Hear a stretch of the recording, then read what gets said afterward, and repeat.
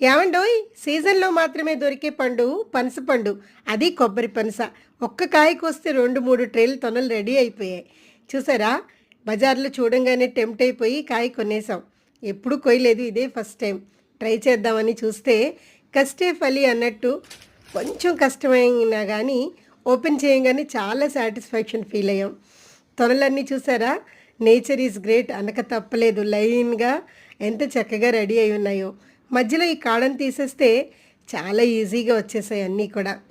Sweet బాక్స్లో sweets అన్నీ సర్దినట్టు చూడండి ఎంత బాగున్నాయో. తండ్రి గరగర తల్లి పీచు పీచు బిడ్డలు రత్నమాణిక్యాలు అనే పొడుపు కథ చదువుకున్నాం కదా చిన్నప్పుడు. దాని ఆన్సర్ గుర్తుందా? పనసపండు.